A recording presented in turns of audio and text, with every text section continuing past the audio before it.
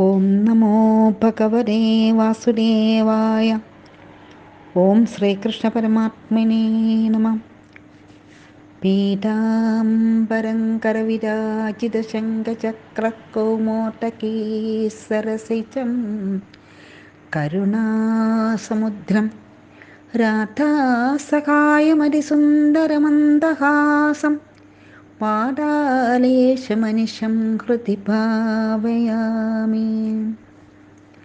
കൃഷ്ണായ വാസുദേവായ ഹരയേ പരമാത്മനേ പ്രണതക്ലേശനാശായ ഗോവിന്ദായ നമോ നമഃ. ശ്രീ ഗുരുവായൂരപ്പാ ശരണം. ശ്രീമദ്ഭാഗവതം ദശമസ്കന്ധം അത ഷഡ്ഷഷ്ടിതമോऽധ്യായः. ശ്രീശുക ഉവാച. നന്ദവ്രജം ഗതേ രാമേ കുരുഷാട്ടിപടേർനൃപാം വാസുദേവോഹമിത്യജ്ഞോ ദൂതം കൃഷ്ണായ പ്രാഹിണോത്. തം വാസുദേവോ ഭഗവാൻ അവതീർണോ ജഗത്പതിഃ ദിപ്രസ്തവാവിധോ ബാലേർമേനാത്മാനമച്യുതം. ദൂതം ച പ്രാഹിണോന്മന്ദ കൃഷ്ണായ വ്യക്തവർത്മനെ ദ്വാരകായാം യഥാ ബാലോ നൃപോ ബാലകൃതോ പുതഹാം. ദൂതസ്തു ദ്വാരകാമേത്യ സഭായാമാസ്ഥിതം പ്രഭും കൃഷ്ണം കമലപത്രാക്ഷം രാജസന്ദേശമബ്രവീത്. വാസുദേവോവതീർണോഹമേക ഏവ ന ചാപരഹാം ഭൂതാനാമനുകമ്പാർത്ഥം ത്വം തു മിഥ്യാഭിധാം ത്യജാം. യാനി ത്വമശ്ചിന്നാനി മൗഢ്യദ്ബിഭർഷിസാത്തരാം ത്യക്തൈഃ മാം ത്വം ശരണം നോ ചേദ്ദേഹി മമാഹവം. ശ്രീശുക ഉവാച. കഥനം തദുപാകർണ്യം പൗണ്ഡ്രകസ്യാൽപമേധസ ഉഗ്രസേനാദയഃ സഭ്യാ ഉച്ചകൈർജഘസുസ്തദാ. വാചദൂതം ഭഗവാൻ പരിഹാസകഥാമനു ഉത്സൃക്ഷ്യേ മൂഢ ചിന്നാനി യസ്ത്വമേവം വികത്വസി. മുഖം തദഭിധായാജ്ഞം കന്ദഹൃദ്രവടൈർവൃതഹാം ശയിഷ്യസേ ഹതസ്തത്ര ഭവിതാ ശരണം ശുനാം. ഇതി ദൂതസ്ഥദാക്ഷേപം സ്വാമിനെ സർവമാഹരത്. കൃഷ്ണോപി രഥമാസ്ഥായ കാശീമുപജഗാമഃ. പൗണ്ഡ്രകോപി തദുദ്യോഗമുപലഭ്യ മഹാരഥഃ. അക്ഷൗഹിണീഭ്യാം സംയുക്തോ നിശ്ചക്രാമപുരാദ്രുതം. തസ്യ കാശിപതിർമിത്രം പാർഷ്ണീഗ്രാഹോന്യയാ നൃപ. അക്ഷൗഹിണീഭിസ്ത്രിഭിരപശ്യത് പൗണ്ഡ്രകം ഹരിഃ. ശംഖാരിശിഖരാശാർങ്ങ ശ്രീവത്സാദുപലക്ഷിതം ബിഭ്രാണം കൗസ്തുഭമണി വനമാലാ വിഭൂഷിതം. കൗശേവാസസേ പീഡേ വസാനം ഗരുഡധ്വജം അമൂല്യമൗല്യാഭരണം സ്ഫുരൻ മകരകുണ്ഡലം. ദൃഷ്ട്വാ തമാത്മനസ്തുല്യവേഷം കൃത്രിമമാസ്ഥിതം യഥാ നടം രംഗകടം വിജഹാസഭൃശം ഹരിഃ. ശൂലൈർഗദാഭിഃ പരിഘൈഃ ശക്തുഷ്ടിപ്രാസതോ മരേഃ. അസിഭിഃ പട്ടിശൈർബാണൈഃ പ്രാഹരന്നരയോ ഹരിം. കൃഷ്ണസ്തു തത്പൗണ്ഡ്രകകാശിരാജയോർബലങ്കദസ്യന്തനവാജിപത്യമത് ഗദാസി ചക്രേഷു ഭിരാർദ്ധയത് വൃശം യഥാ യുകാണ്ഡേ ഹുതഭുക് പൃഥക് പ്രജാഃ. ആയോധനം തദ്രുതവാജികുഞ്ജരൈർദിബദ്ഗരോഷ്ട്രൈരിണാവഖണ്ഡിതൈഃ. ബഭോച്ഛിദം മോദവഹം മനസ്സിനാമാക്രീഡനം ഭൂതപതേരിവോൽബണം. അധാഹ പൗണ്ഡ്രകം ശൗരിർഭോ ഭോ പൗണ്ഡ്രക യദ്ഭവാൻ. ദൂതവാക്യേന തസ്യാന്യസ്ത്രാണ്യുത്സൃജാമി തേ. ത്യാജിഷ്യെ ഭിദ്ധാനം മേ യത്വയാജ്ഞമൃഷാധൃതം. വ്രജാമി ശരണം തേദ്യ യദി നേച്ഛാമി സംയുഗം. യദി ക്ഷിപ്ത്വാ ശിതൈർബാണൈർവിരധീകൃത്യ പൗണ്ഡ്രകം ശിരോവൃശ്ചത് രഥാംഗേന വജ്രേണേന്ദ്രോ യഥാ ഗിരേ. തദാ കാശിപദേ കായാച്ചിര ഉത്കൃത്യ പത്രിഭിः നിപാതയത് കാശിവർയാം പത്മകോശമിവാനില. ഏവം മത്സരണം ഹത്വാ പൗണ്ഡ്രകം സസഖം ഹരി ദ്വാരകാമാവിശത് സിദ്ധേർഗീയമാന കഥാമൃതഃ സ നിത്യം ഭഗവദ്ധ്യാനപ്രധ്വാസ്ഥാഖിലബന്ധന വിഭ്രാണശ്ച ഹരേ രാജൻ സ്വരൂപം തന്മയോ ഭവദ ശിരഃ പതിതമാലോക്യ രാജദ്വാരേ സകുണ്ടലം കിമിദം കസ്യ വാ വക്ത്രമിതി സംശിശിരേ ജനാഃ രാജ്ഞഃ കാശിപതേർജ്ഞാത്വാ മഹിഷ്യഃ പുത്രപാണ്ഡവാഃ പൗരാശ്ച ഹാ ഹഠാ രാജൻ നാഥനാഥേതി പ്രാരുതൻ സുദക്ഷിണസ്തസ്യ സുതകൃത്വാം സംസ്ഥാവിധിം പിതുഃ നിഹത്യ പിതൃഹന്താരം യാസ്യാമ്യഭജതീം പിതുഃ ഇത്യാത്മനാഭിസന്ധായ സോപാധ്യായോ മഹേശ്വരം സുദക്ഷിണോർച്ചയാമാസ പരമേണ സമാധിനാ പ്രീതോ വിമുക്തേ ഭഗവാൻസ്തസ്മൈ വരമദാദ്ഭവഃ പിതൃഹന്തൃവധോപായം സ വവ്രേ വരമീപ്സിതം ദക്ഷിണാഗ്നിം പരിചര ബ്രാഹ്മണേ സമമൃത്യുജം അപിചാരവിധാനേന സ ചാഗ്നി പ്രമഥേർവൃതഃ സാദീഷ്യതി സങ്കല്പമബ്രഹ്മണ്യപ്രയോജിതഃ ത്യാദിഷ്ടസ്ഥദാ ചക്രേ കൃഷ്ണയാഭിചരൻ വ്രതേ തദാഗ്നിരുത്തിതകുണ്ഠാൻമൂർത്തിമാൻ അതിഭീഷണഃ തപ്തതാമരശിഖാശ്മശ്രുഢങ്കാരുദ്ഗാരിലോചനഃ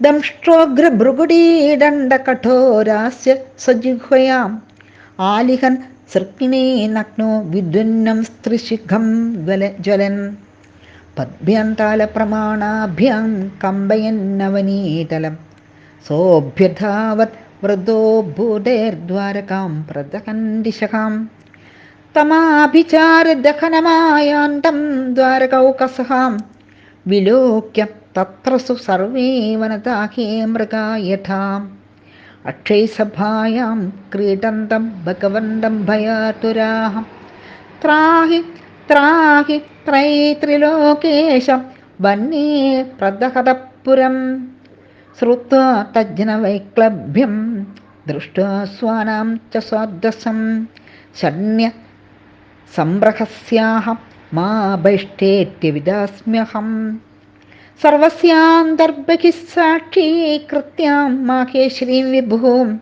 വിജ്ഞായ തദ്വിഘാതാർത്ഥം പാർശ്വസ്ഥം ചക്രമാദിശത് തത്സൂര്യകോടിപ്രതിമം സുദർശനം ജാജ്വല്യമാനം പ്രളയാനലപ്രഭം സ്വതേജസാഘം കഗുഭോധരോദസി ചക്രം മുകുന്ദാസ്ത്രമധാഗ്നിമാർദ്ധയേത് കൃത്യാനലപ്രതിഹത സരതാംഗപാണേരസ്ത്രൗജസാ സന്ദർഭ ഭഗ്നമുഖോ നിവർത്തഃ വാരാണസീം പരിസമയത്യ സുദക്ഷിണം തം സർദിഗ്ജനം സമഹത് സുകൃതോഭിചാരാം ചക്രം ച വിഷ്ണോസ്തദനുപ്രവിഷ്ടം വാരാണസീം സാട്ടസഭാലയാപണാം സ ഗോപുരാട്ടാലകകോഷ്ടസങ്കുലാം സകോശഹസ്ത്യശ്വരധാന്യശാലാം ദഗ്ധ്വാ വാരാണസീം സർവം വിഷ്ണുചക്രം സുദർശനം ഭൂയഃ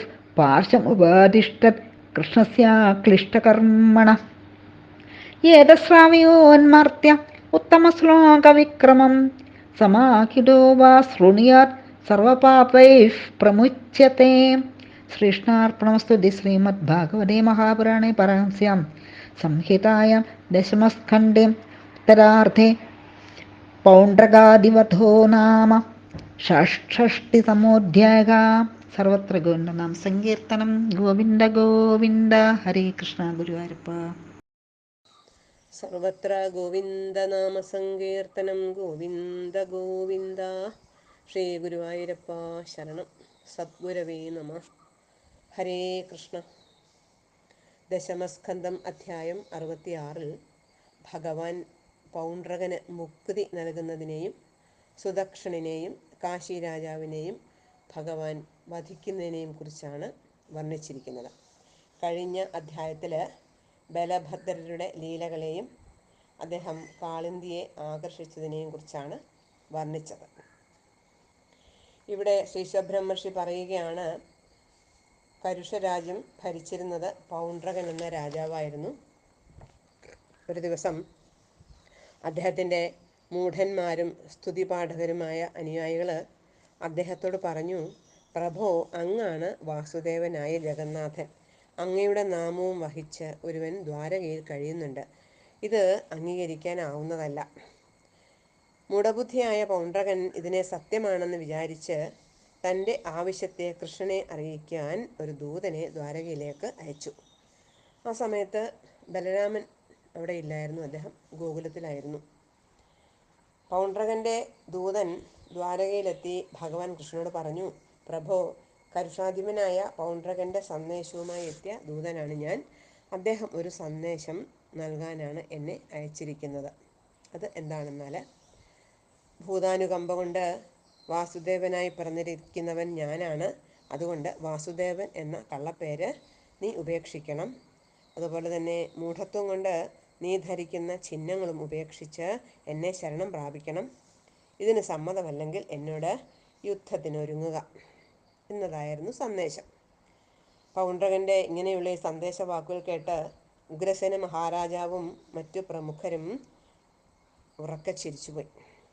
അപ്പോൾ കൃഷ്ണൻ പൗണ്ഡ്രകൻ്റെ ദൂതനോട് തമാശയായിട്ട് പറഞ്ഞു, നീ ചെന്ന് നിൻ്റെ യജമാനോട് പറയൂ, വിഡ്ഢിയായ നീ എൻ്റെ ചിഹ്നങ്ങൾ കൃത്രിമമായി ഉണ്ടാക്കി വെച്ച് കെട്ടി നടക്കുകയാണ്.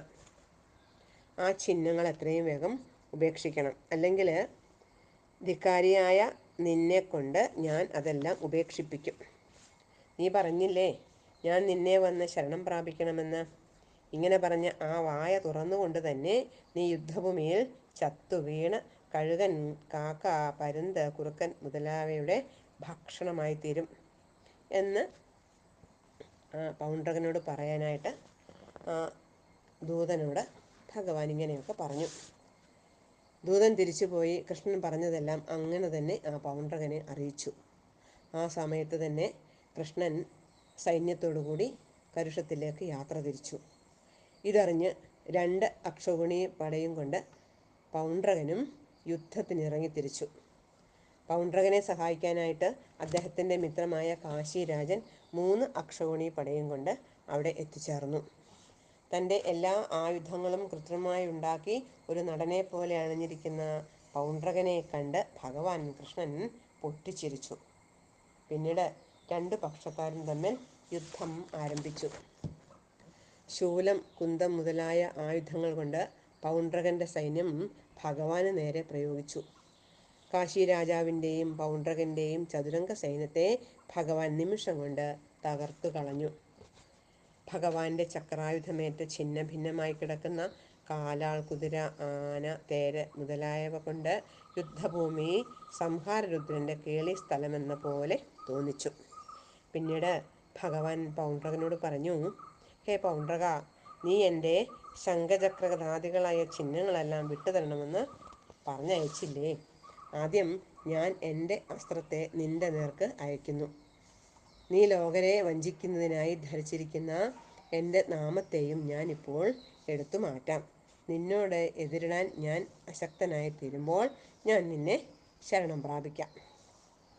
ഇത്രയും പറഞ്ഞ് ഭഗവാൻ അസ്ത്രമയച്ച് ആ പൗണ്ഡ്രകൻ്റെ തേര് തകർത്തു. ചക്രമയച്ച് അവൻ്റെ ശിരസിനെ, അതായത് ഇന്ദ്രൻ എങ്ങനെയാണോ വജ്രായുധം കൊണ്ട് പർവ്വതത്തെ തകർത്തത് അതുപോലെ ആ പൗണ്ഡ്രകൻ്റെ ശിരസ് അരിഞ്ഞിട്ടു. പിന്നീട് ഭഗവാൻ പൗണ്ഡ്രകൻ്റെ മിത്രമായ കാശി രാജാവിൻ്റെയും ശിരസിനെ അസ്ത്രമയച്ച് അരിഞ്ഞിട്ടു. പൗണ്ഡ്രകനെയും കാശി രാജാവിനെയും വധിച്ച ശേഷം ഭഗവാൻ കൃഷ്ണൻ ദ്വാരകയിലേക്ക് മടങ്ങിപ്പോയി. പൗണ്ഡ്രകൻ എപ്പോഴും ഭഗവാനെ തന്നെ മാത്സര്യബുദ്ധിയോടെയാണ് ചിന്തിച്ചത്. അങ്ങനെയാണെങ്കിലും ആ ഭഗവാനെ മാത്സര്യബുദ്ധിയോടെ ധ്യാനിച്ചിരുന്നത് കൊണ്ട് അദ്ദേഹം സർവബന്ധങ്ങളിൽ നിന്നും മുക്തി നേടി ഭഗവത് സ്വരൂപം ധരിച്ച് ഭഗവാനിൽ തന്നെ ലയിച്ചു ചേർന്നു. കൃഷ്ണൻ അമ്പെയ്ത് വേർപെടുത്തിയ കാശി രാജാവിൻ്റെ ശിരസ് കാശിയിൽ പോയി പതിച്ചു. കാശി രാജാവ് കൊല്ലപ്പെട്ടതറിഞ്ഞ് അദ്ദേഹത്തിൻ്റെ ഭാര്യ പുത്രാദികൾ നിലവിളിച്ചു കരഞ്ഞു.